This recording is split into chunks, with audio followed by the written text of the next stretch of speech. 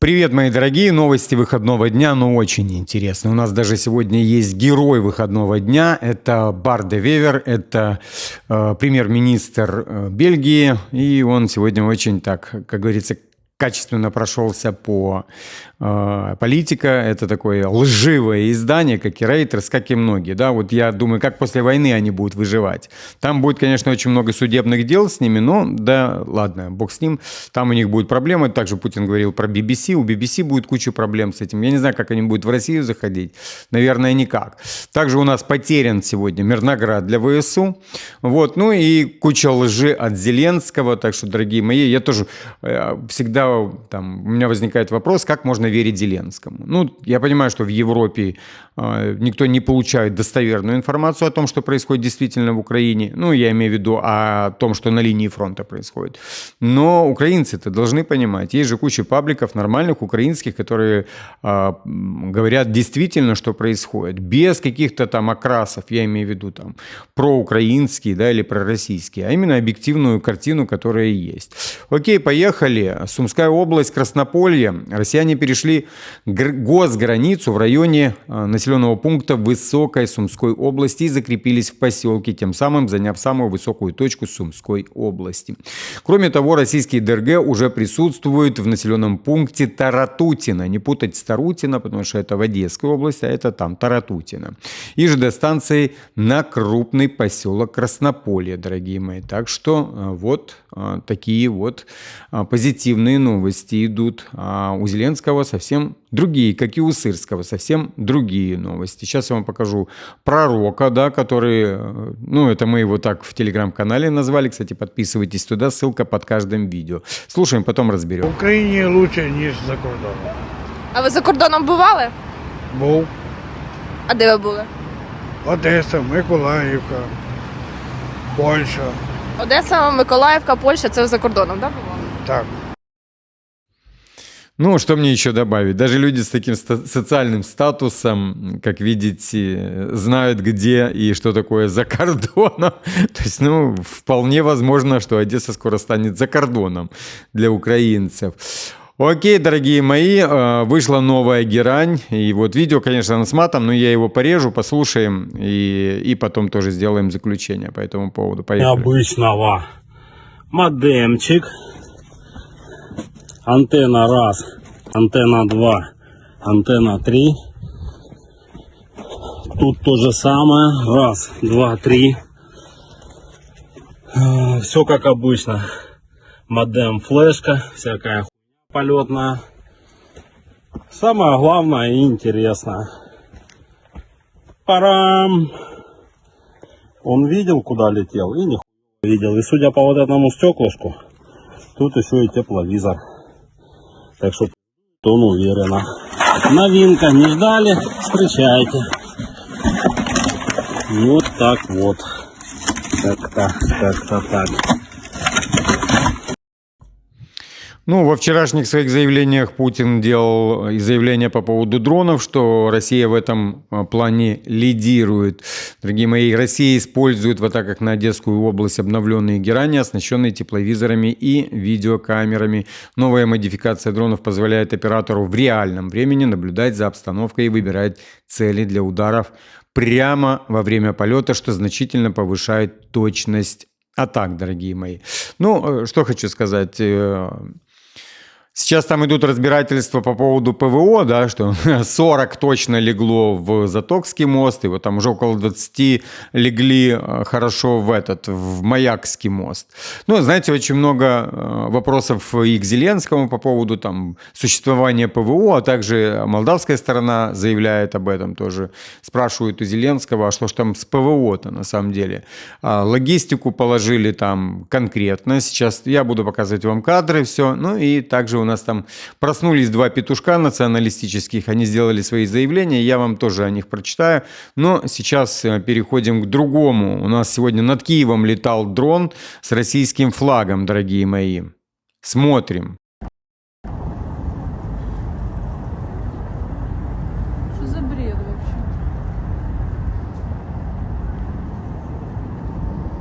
Це ж дрон? Да, дрон. О, падает. Все, его видно об этом. Ну, заявления там требовали все от них. Быстро мы требуем заявления. Там такое в пробитых пабликах столько вони. Как так? И всему, ну, все, что с этим связано. Быстро мы требуем заявления. И сразу же заявление. Видео с летающим дроном с российским флагом в небе над Киевом – фейк.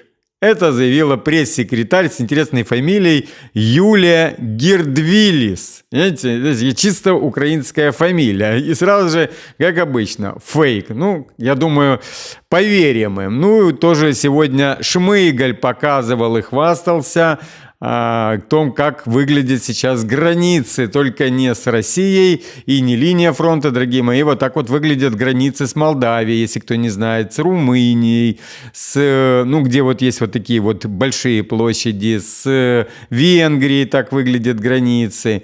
Это чтобы вы понимали, да?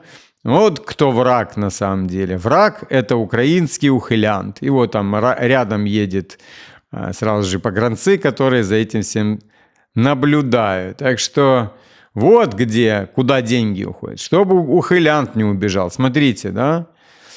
Смотрите. Хотя пишут, что это типа на линии фронта. И я опять же говорю, что в это верить нельзя, дорогие мои. Поехали дальше. У нас тут политика тоже, ну, лживое издание.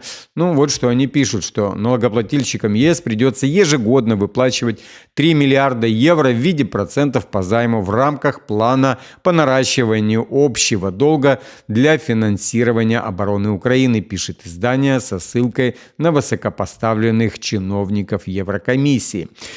Как, дорогие мои, я задавал вопрос в Телеграме, будет на немецком «перемога», да, или на французском и итальянском. Вот чего они достигли на вчерашнем своем сборище, дорогие мои. Поехали дальше. У нас тоже вот эти вот пробитые нацики, то, что я говорил, да, делают заявление по поводу Приднестровья. Поехали. После московских, вот это на украинском языке, тут Сергей Стерненко, да, и Корчинский. Это вот два именно таких нацика, которые, как говорится, постоянно делают какие-то всякие такие подобные заявления. И вот давайте я вам сейчас переведу, о чем они говорят. У меня тут улетело. Но вот я уже доматываю до этого момента. После московских атак на мосты, соединяющие Бессарабию с остальной Одесской областью, стала очень тяжелым поставка грузов, которые везут к нам через Молдавию, в частности бензина. Да нет. Дронов, оружия и так далее, там комплектующих для бэков, которые запускают опять же по морю. Я же говорю, вот это вот узкое место, горлышко, да, вот это, которое на маяках, и там находится, его как бы надо было перебить. Уже давно они сами об этом заявляют, почему Россия об этом не знала. Тоже куча вопросов, как это Россия не знала о том, что вот там вот существует на маяках мостик, который ты перебиваешь, и все, и ничего не поступает туда. С этим уже много проблем, то есть люди не могут там добраться из Белгород-Днестровска, вообще из той Бессарабии сюда, на правый берег, на левый берег Днестра. Вот. Ну и понятно, что логистика увеличилась. Ну, давайте я прочитаю, а потом мы уже это. В этой связи необходимо открыть пути через Приднестровье, Бандерско-Тираспольский и Рыбнинские мосты. Для этого Приднестровья нужно срочно освободить от присутствия московских войск. Там их мало, но на диверсии они способны. Ликвидировать штаб ОГРУ в Тирасполе, заодно пополнить обменный фонд. А раньше это было желательно. Сейчас это уже, конечно, необходимость. Это заявил сам Корчинский. Теперь будем переводить то, что Стерненко писал. Ничего необычного в атаках на Одещину нет. Враг пытается отрезать половину области, атакуя два ключевых моста в заливе и в маяках. Ну, как в заливе, в затоке. Это же повлечет за собой и дополнительные проблемы для нашего экспорта и импорта из Румынии. Удивительно, что россияне не начали это делать раньше. Да, вот мне тоже удивительно. Кто-то плохо знает местность. Хотя одесситы бы уже давно рассказали, особенно те, которые рыбачат там. Если россияне это не реализуют, точнее реализуют, регион испытывает гуманитарную катастрофу, точнее будет испытывать. Для этого же враг и атакует энергетику региона. Однако частично решить логистическую проблему возможно, в частности, работая с Молдовой. Отдельный аспект – дроновое ПВО. Вот видите, они также задают этот вопрос. Здесь без комментариев. Мы делаем все, что можем, чтобы обеспечить больше подразделений, но ключевая проблема организационная, как отвечает Украине на этот террор, точнее, как отвечать Украине на это. Мне кажется, что это и есть ответка на украинский террор. Пора ликвидировать так называемую Приднестровскую республику. Это образование как раз возле поселка Маяки. Это можно сделать и без общевойсковой операции. Демилитаризацию и блокаду логистики можно организовать без введения военного контингента. Средства есть. Готовы поставлять.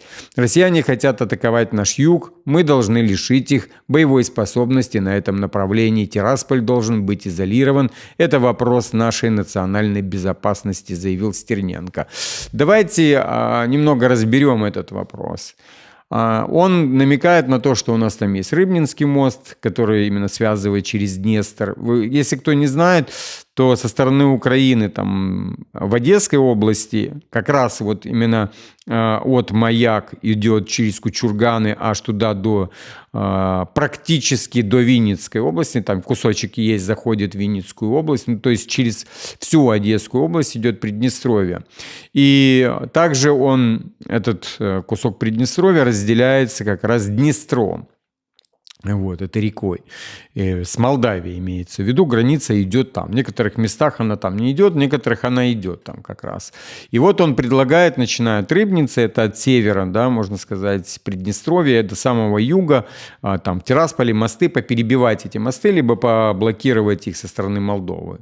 Ну, понятно, что со стороны там Одесской области, они там, вот я вам показывал, вот так вот, как Шмыгаль, да, так вот выглядит Одесская область, что там и так все забито, и оттуда с украинской стороны ничего не поступает. Сегодня я уже общался с людьми из Приднестровья, они говорят, что все, ну, типа, мы уже в Одессу попасть не можем, никак. То есть им надо через Молдавию, туда наверх, через Каменец-Подольск, и вот маршировать. И там тоже мосты по всей Винницкой области, и Хмельницкой, аж, можно сказать, до Черновецкой. Там есть мосты, которые также можно перебить, если, ну и изолировать приблизительно всю Молдову от Украины. Можно.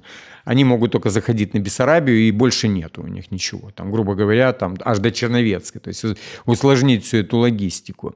Но хочу сказать, что если Санду пойдет на это, сегодня также обсуждали этот вопрос, то нужно прислушиваться к словам Путина, который сказал, что не будет с другими странами хирургической операции. То есть там будет именно сценарий, как Израиль ведет себя по отношению к Палестине. Так что, дорогие мои, как-то так, я думаю, я бы не рекомендовал сделать это. Поехали дальше. Навроцкий вручил Зеленскому двухтомное издание «Документы Волынской резни», сообщает «Ведомости». Это польское издание. Сборник был подготовлен Польским институтом национальной памяти и опубликован в 1923 году, когда Навроцкий возглавлял это учреждение. Издание включает в себя многочисленные свидетельства очевидцев трагедии, многие из которых заверены их подписями. Ранее бывший президент Польши Дуда утверждал, что Зеленский не был осведомлен о событиях Волынской резни, трагедии тех лет. Это до их личного разговора. Ну и мы подошли непосредственно к герою нашего дня, это сегодняшнего дня, это Барта де Вейвера. И я бы хотел сказать, что вот если в Украине были такие политики, они сарасиный помет, да, который мы видим, это просто они везде. Сарасиный помет, он везде. Везде это Стефанчук, любое говно, которое вот сегодня управляет Украиной, довело ее до войны. Оно в любой стране даже. Там вот Молдавию тоже хотят туда уже затащить. И кто? Санду. Тот же сарасиный помет. Вот. Если вот все были такими политиками, как в Украине и в Молдавии, не было бы войны. Серьезно, Барт де Вейвер. Я вам сейчас включу видео на английском языке, а потом уже переведу, что он говорил, дорогие мои. Реальный красавчик. Поехали. I think I can. There's a very last one and a very last row. Okay, you are the last one, huh? Politico, you published some very nice articles with some very nice titles, claiming that I was Russia's most valuable asset. I like that one a lot. I will remember that one. But go ahead with your question anyway, because as I said, a real politician lets go of his emotions, even if these emotions are pure anger, vengeance, and maybe even violence. But go ahead. A question on enhanced cooperation. I mean, do you think that this sets a somewhat dangerous precedent in terms of using EU policy making in the future, splitting, member states kind of in terms of policy making and going forward? The fact that obviously this was agreed only with a select number of member states, does this have any impact on how policy making maybe also kind of? But at the end of the day, we were unanimous, huh? No. The decision we took was a unanimous decision with 3 opt-outs, but even the opt-outers allowed us to take the decision. So where's the division? There's always division at the European table. This is Europe, huh? 27 countries, different interests, different public opinions, close to Russia, far from Russia. We're not all playing in the same ball game. But at the end of the day, there's a decision with unanimous support. So what's your problem? There were still 3 opt-outs, right? Okay. What is your title gonna be? Depends on what you say, I guess. If it depends on what I say, then I'm gonna say nothing at all. What's your problem? 3 opt-outs, we've had that before. Every time we prolong the sanctions, there's an opt-out.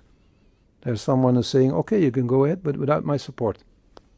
And we still can go ahead. We found a solution for the financing of Ukraine, and we were unanimous. 3 countries don't want to be implicated, okay, fine. But we're there.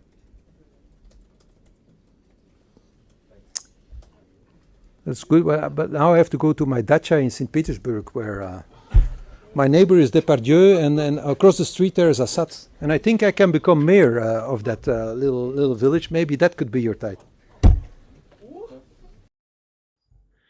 Реальный красавчик. Сейчас я вам переведу, что он говорил. Это у него была зацепка с журналистом-политиком. Мы не слышали, что он говорил. Но вот что говорил непосредственно сам Барт де Вевер. Премьер Бельгии с иронией прокомментировал статью в «Политика», в заголовке которой его страну назвали самым ценным активом России. За то, что ее позицию сорвало выделение Украине репарационного кредита за счет российских активов. И вот непосредственно, что Барт говорил. «Политика, вы публикуете очень милые статьи с очень милыми заголовками про то, что я самый ценный актив России. Мне понравилось, я это запомню. Задавайте вопрос. Настоящие политики справляются с эмоциями, даже если эти эмоции чистая злость, месть или даже насилие. Решение, которое мы приняли, было анонимным. Это же он говорил, anonymous decision. Где тут разделение? Разделение всегда присутствует в Европе. Это Европа, понимаете, 27 стран, разные интересы, разные взгляды, близкие России или далекие. Он говорит, close to Russia or far. Мы не играем в одну игру. Повторяюсь, решение принималось анонимно. У вас с этим проблемы? Какой теперь вы будете заголовок придумывать? Ладно, мне пора на свою дачу под Питером к моим соседям Жерару Депардье и Башару Асаду. Думаю, у меня получится стать главой этого поселка, в которых они живут. И он назвал «Дача», понимаете? Он назвал «Дача». Вот и заголовок для вашей следующей статьи. Дорогие мои, я хочу сказать, что это очень качественный, такой именно тонкий, тончайший и очень, подчеркивающий местонахождение Политико вместе с их журналистами и их грязью. Опять же, то, о чем говорил Путин, да, и когда задавали вопрос по поводу BBC. Грязь в тех некогда, можем так сказать, да, авторитетных изданиях, просто они сняли свои маски, и все поняли, кто они на самом деле. Я прекрасно понимаю, что там тоже принимал участие Сорос для того, чтобы подбирать как раз туда тех кадров, тех же журналистов, лживых, потому что это действительно ложь. И, знаете, тут нет по отношению лжи к России, да, или там какому-нибудь там Китаю или к чему-нибудь, а именно к тем, кто отказывает. Я вам подчеркну геройство самого Барта, да, в чем? В том, что он не сдал Бельгию. Многие не понимают, да, почему он так делает. Да потому что эти деньги просто заберут. А уже говорил, что в России около там 17-18 миллиардов бельгийских активов, которые заберет Россия. И получается, что у них забрали деньги все. То есть российские активы, за которые жила Бельгия, там под каким-то процентом, да, то есть они тот процент, который накопился, должны отдать России, соответственно, ну, там взаимно заблочено, что с той стороны. Ну вот теперь смотрите, Европа-то хочет их полностью забрать. Вот они выделяют эти 90 миллиардов под как раз эти российские активы. Они себе взяли в игру 2 года, как раз 2 года, за которые они будут пытаться, опять же, убрать Барта, поставить какого-то другого премьера и мочить Бельгию. А по итогу что выйдет? По итогу Бельгия просто превратится в, я не знаю, в Болгарию, можно так сказать. Вот что произойдет. И они это прекрасно понимают. Статус доверия у этой страны, которой доверяли и, ну, представьте, Россия самый большой свой актив положила в Бельгию. Представьте, какой статус, да, огромный. То есть ни в Германию, ни во Францию, ни в Соединенные Штаты, там, для сведения, там, около 5 миллиардов всего лишь активов. И те заморозили, да, вместе с недвижимостью, которая принадлежала России. Ни в Германии столько нет денег, да, в Бельгии. То есть страна с огромным статусом доверия, которая также говорила, что и во время фашистской Германии пытались, и ничего не получилось, и даже не делали этого. Не в Швейцарии, а именно в Бельгии. И Бельгия потеряет это. Опять же, там же и Китай, там же и Саудовская Аравия, и Арабские Эмираты, и другие страны, и тот же Иран там хранит свои деньги, уверен, под какими-то другими странами. Ну, и вот представьте, с чем останется Бельгия. Поэтому Барт, он как патриот своей страны, прекрасно понимает, где он будет доживать, да, уже Бельгия, превращенная в Болгарию, или Бельгия, которая после войны докажет всему миру, что можно хранить там деньги, невзирая на какие-то там глобальные изменения и там катастрофы и так далее. Так что это очень показательно. Сейчас я хочу вам показать также заявление британца, который, сейчас, дорогие мои, который обращался к Путину, британец, да, по поводу, ну, вот сейчас я вам покажу и тоже переведу, дорогие мои, это. A message to Vladimir Putin, I can safely say from every British person, we have got no problem with you or Russia. We've got a bigger problem with our own government. So please, just leave us out of this one. All the British citizens, we will not fight for this country. I can safely say that because they can't even control immigration. British people don't get nothing. We get put in the back of the pile. So if they think we're going to pick up arms to go and fight for this country, they are wrong. And I'm happy to say that on my own behalf. And I'm sure I speak for many young males in Britain. So Big Vlad, leave us out, mate. We ain't got a problem. In fact, I go out with a Russian girl. I'm married to her. And that's a fact. So, all good over this side of the pond, mate, yeah? Keep it over them sides. Nice one, Vlad. See you soon, buddy. Перевожу, тоже интересная, ну, тоже интересная и подача его, и то, что он заявлял. Обращение к Владимиру Путину. Думаю, я говорю сейчас за каждого жителя Великобритании. У нас к вам лично и к России вопросов нет. Зато у нас есть большая проблема с нашим собственным правительством. Так что, пожалуйста, просто избавьте нас от него. От лица всех жителей Британии мы не будем воевать за эту страну. Я могу с уверенностью сказать это, так как они не могут контролировать даже миграцию. Британцы не получают ничего, так что если они думают, что мы возьмем оружие и пойдем сражаться за свою страну, они ошибаются. И я счастлив говорить, что я сейчас, и я уверен, что я говорю за большинство британских юношей, так что, ну, мейт, это пацанов, типа мужиков-то, чуваков, можно так сказать, это на сленге. Так что, Большой Владимир, избавьте нас от этого правительства, заявил он. Посмотрите, что происходит с Европой. Это прямо очень интересно. Поехали, дорогие мои. Офис канцлера Германии Фридриха Мерца подготовил законопроект, в рамках которого Федеральную разведывательную службу Германии BND снабдят такими полномочиями, как, среди прочего, совершение диверсий на территории других стран, сообщают телеканалы телерадиокомпании WDR, NDR и газета Шмигель-Шпигель, короче, я не буду это переводить, со ссылкой на документ ведомства. Пока что BND имеет право лишь собирать и анализировать информацию. Это должно измениться. В будущем разведчики смогут действовать и оперативно.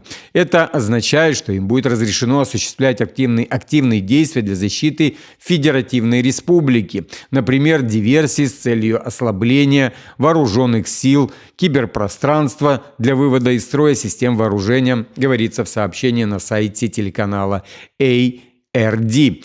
К такому принадлежат VDR и NDR. Отмечается также, что планируется разрешить тайным агентам за рубежом совершать определенные уголовно наказуемые действия, если это необходимо для деятельности, дорогие мои. Как мне это комментировать? Просто если кто не понимает, что говорится в статье, что немцы могут теперь там засылать в Россию своих агентов, конечно, никто не поймет, что это агенты, да, особенно после этой статьи, которую спалили сразу же несколько изданий, 3 или 4 издания. Поэтому, дорогие мои, теперь каждый немец будет под такой лупой, пипец. Либо будет вербовать, опять же, там, украинцев пробитых, которые сидят вы поняли, да, дорогие мои, в России. Поехали. Мирноград. ВСУ потеряли контроль над Мирноградом. Обновленная карта Deep State показывает, что город полностью вышел из зоны украинского влияния. Сейчас вся территория либо находится под контролем российских сил, либо обозначена как серая зона. Напомним, накануне украинские военнослужащие сообщали о стремительном ухудшении обстановки в этом районе. Кроме того, согласно обновлению Deep State, российские войска продвинулись в регионах Дроновки Донецкой области, Вишневого Днепропетровской области, а также продолжают продвижение в районе Северска, дорогие мои. И тоже британские банки не хотят давать, как и после того, как увидели, что Барде Вевер не хочет вместе с Евроклиром отдавать деньги, они тоже не хотят этого делать, дорогие мои. Поехали. Великобритания вслед за ЕС решила не использовать замороженные российские активы для помощи Украине, но и в новых кредитах Киеву не выделяла. Об этом пишет Financial Times. По данным газеты, решение принято после того, как аналогичная ситуация не получила поддержки в Евросоюзе. При этом Лондон перепрофилировал кредитные гарантии для Украины на $2 миллиарда. ЕС, напомним, выделила займ в 90 миллиардов. Правда, как утверждает FT, это старые гарантии, действия которых продлятся до 2026 года для покрытия неотложных потребностей украинского бюджета. Дорогие мои, хочу показать вам, как выглядит бизнес в маяках уже. Конечно же, там все как по-украински, да, с сожалением, со слезой смотрим. Вот это, ребята, погрузка людей на Белгород-Днестровск в маяках, в доме рыбака. Вот такая жизнь. Вот так люди добираются теперь в Белгород. Знаете, это все с таким тоскливым голосом Бассет-хаунда, да? Вот так, вот такое горе, но по кошельку тебе нормально, это не ударит, а пополнит. Окей, поехали дальше. Опять Буданов вылез. Послушайте теперь на этот раз этот маразм. Россия планирует оккупировать страны Балтии. Она будет готова к началу прямой агрессии в 27 году. Те писали в 30-м, это заявление Буданова. Я тоже говорил об этом, что Россия еще строит марсоход для того, чтобы оккупировать весь Марс, дорогие мои. По версии того же Буданова, Россия вообще не могла воевать. И по версии того же Арестовича, там ракет было на 2 дня, вы что? Она давно уже не могла воевать. Сейчас вот они уже на 27-й год уже должны воевать, как видите. И Марко Рубио, которого опять включают в игру, то есть его обрезали, отправили туда, на сторону Венесуэлы. Сейчас его возвращают в игру. Лизал жопу Трампу. Сейчас я вам прочитаю. Трамп уделял больше внимания в войне в Украине, чем любой другой теме, заявил Рубио. Государственный секретарь США заявил, что Дональд Трамп провел больше встреч с иностранными лидерами и другими лицами именно по поводу войны в Украине, чем по другому вопросу, включая торговлю. По его словам, президент уделял этой теме больше времени и политического внимания чему-либо другому. Рубио подчеркнул, что самые сложные вопросы мирных переговоров еще не урегулированы. Да господи, они сейчас закончатся. И такие темы обычно оставляют на заключительный этап. Он подчеркнул, что достижение соглашения возможно только при условии, что обе стороны, внимание, да, что обе стороны получат то, что и что-то отдадут, да, что-то получишь, что-то отдадут. Ну, дальше я продолжать не буду, потому что я не вижу в этом какого-то смысла. Сегодня Зеленский делал там заявление о том, что мирные переговоры могут случиться, то есть мир может быть, а может и не быть. То есть он уже готовит Украину как говорится, к осаживанию этих 90 миллиардов, то есть к войне.